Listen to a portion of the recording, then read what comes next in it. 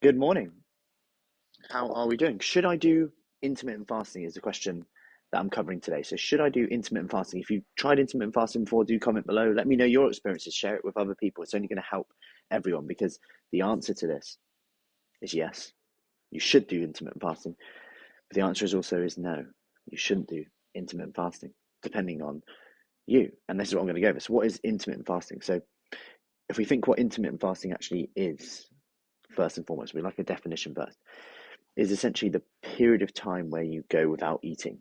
Okay, you might have heard it from kind of religious practices as well, such as Ramadan, which can include water and fluid as well. We're mainly talking about the type that's come into popularity, if you like, with perhaps Michael Mosley and a few of the other people out there. Hey, Carol, good morning. If you come in and give me a hello, if you're on replay, pop a replay below. So intermittent fasting, the 16-8 became the most popular version. So 16-8 being 16 hours where you're not eating in the day and 8 hours where you are. And it's not as big as you think because actually, if you're asleep eight hours, it's like 4 hours either end potentially. Some people talk about the, hey Bronya, fasting until say midday and then they have the rest of the day. There's many ways you can do it, and that is part of the problem in whether it's going to be a good thing or not for you, because there's so many different varieties of it and definitions of it. So just know that intermittent fasting technically means any break in eating. So if you're someone who's like a grazer, for example, and I'm going to give a few examples of where this can actually be a good thing, and we even talk about this to an extent. It could be that we say, once I've had dinner, I stop eating.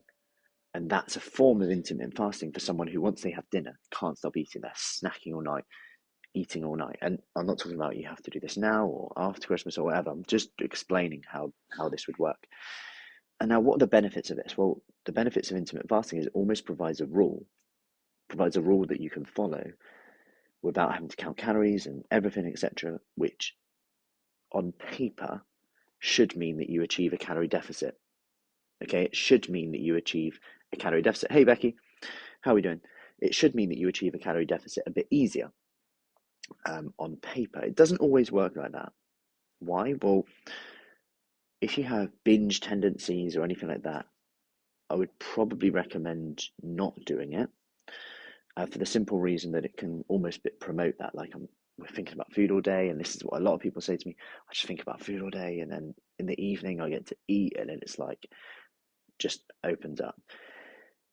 And I think there needs to be a bit of work before you go to that, potentially. It does depend on the individual to develop a better relationship with food. Give yourself permission to eat anything, but not everything. There's a difference. There's a difference between saying, I can't have that, and I'm choosing not to have that.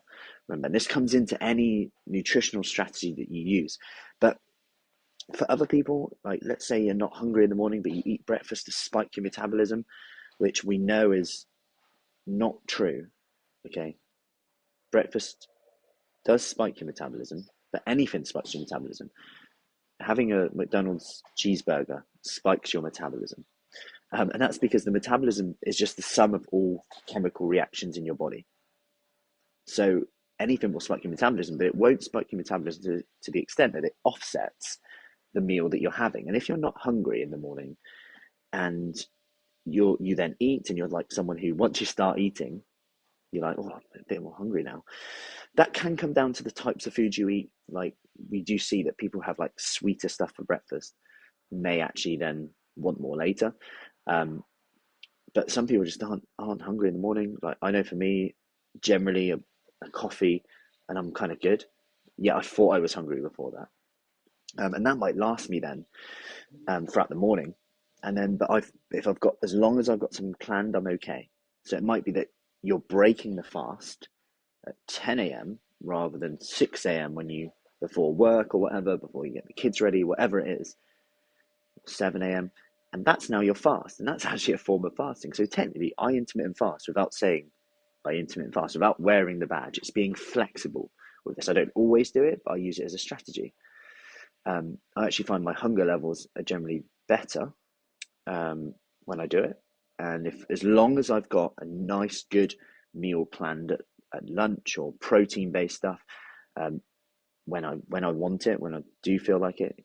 Busy days mean that it's better for me in terms of I sit down, I enjoy that meal a bit more.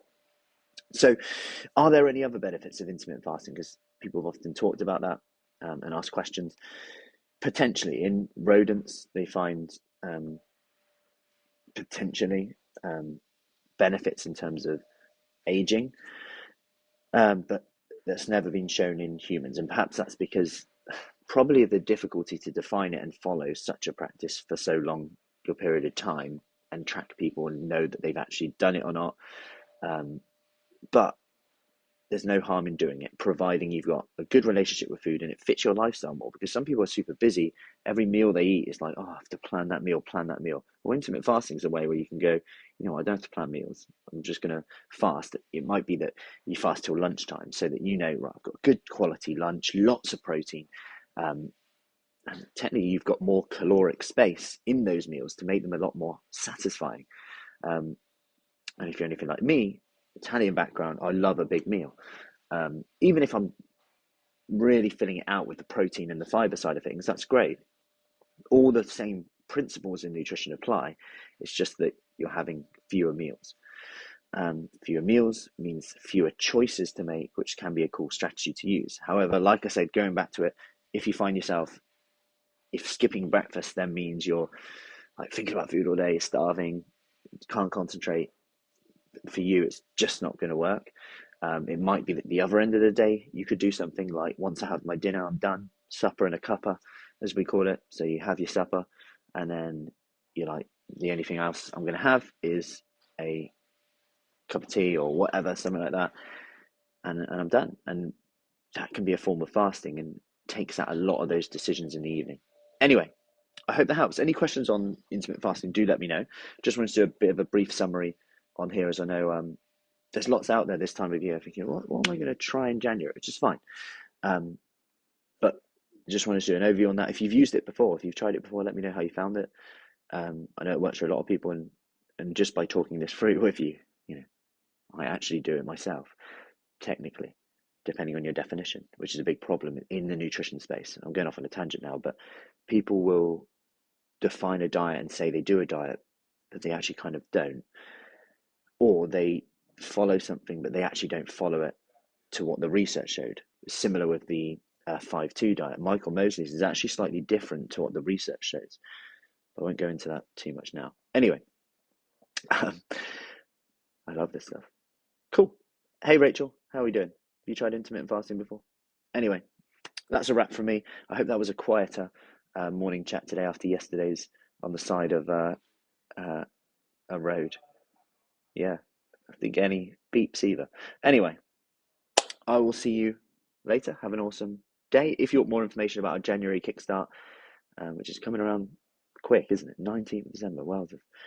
Just comment below January or send me a message. I'll get you the details on that, specifically for women at 40 plus, 50 plus, who pretty much know what to do, but want that plan, the accountability to do the things that we know we need to do. So have an awesome day.